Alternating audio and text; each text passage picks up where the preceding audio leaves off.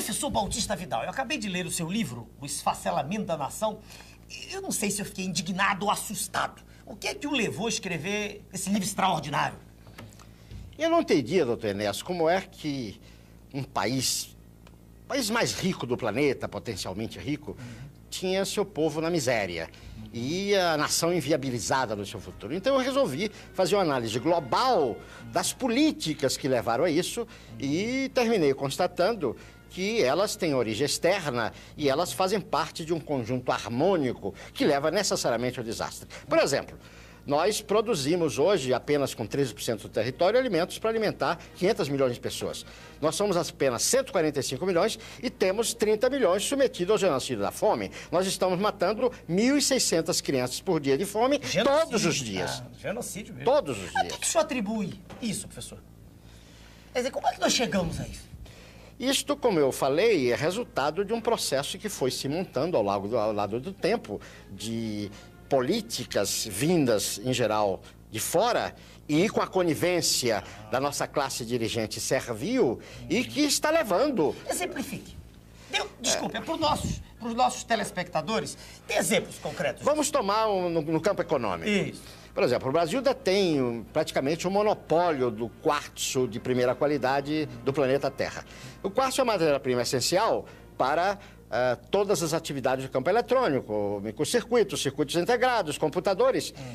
Nós vendemos esse quartzo, que nós já temos o monopólio mundial, por 40 centavos de dólar e depois, quer dizer, compramos o mesmo quartzo empacotado por 5 mil dólares. A energia do Cury, um outro exemplo, nos custa 42 dólares, o preço internacional é 52, entretanto nós vendemos a 10, 12, 7. Sim, isso é imposto. É imposto porque nós aceitamos.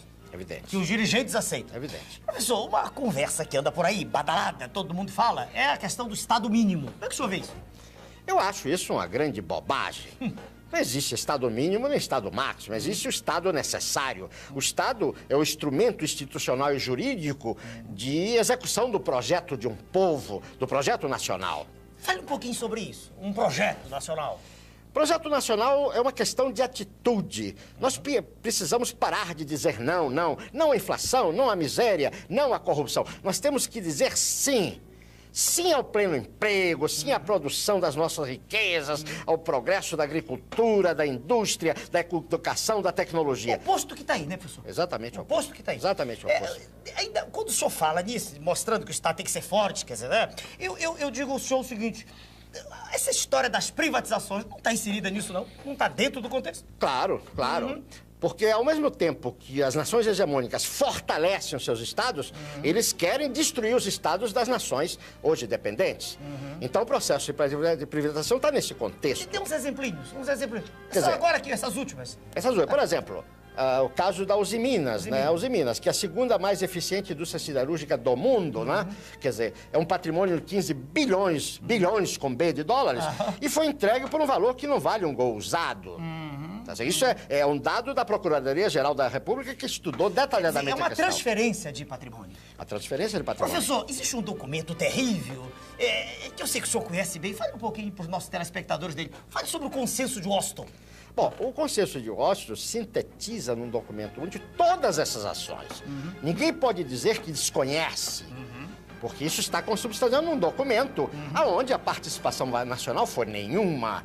Isso veio de fora, por isso se chama Washington. Imposto. Então, imposto. O processo de privatização, a reforma administrativa, a reforma fiscal, a reforma ilegítima da Constituição, a destruição, está tudo lá. Tudo lá. Só não sabe quem não quer saber. Essa história, professor, da globalização da economia. A globalização é aquela história, né, da livre competição, da raposa e da galinha. Nós já sabemos qual é o final. O senhor diz no seu livro que nós caímos numa armadilha. É uma armadilha fruto de todas essas contingências. Vou dar apenas um exemplo. Eles falam na competição entre nações. Se eu tenho a competição entre empresas, uma empresa vai à falência e manda pra rua seus trabalhadores, seus operários. A nação vai à falência, vai matar matar o seu povo. É o fim do humanismo. É o fim do homem, é o fim do humanismo, né? É o desastre Terrível. total, o Terrível. desastre total. Professor, a que é que o senhor atribui essa passividade da sociedade brasileira? Tudo sendo destruído, como diz aquele conhecido nosso, senhor Soberão, economia de cemitério, e a gente não vê uma manifestação gigantesca. A que é que o senhor atribui isso? O nosso povo é a grande vítima, não é verdade? Agora, o nosso povo tem uma máquina terrível, que é a mídia, que condiciona o seu pensamento. A mídia mente, a mídia, Mente, quer dizer, distorce, a mídia retira a Nós nossa... vamos entrar no primeiro mundo.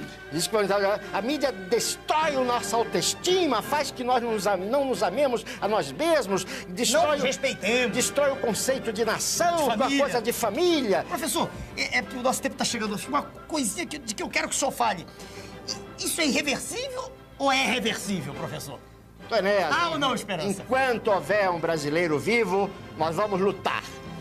E vamos fazer história. Essa questão do fim da história. Enquanto houver um brasileiro vivo, nós vamos lutar e vamos resgatar tudo isso. E vamos fazer da nossa Terra o maior país do planeta. Vamos fazer a maior civilização que o homem já viu sobre a Terra. Professor, muito obrigado pela sua presença no nosso programa. Obrigado.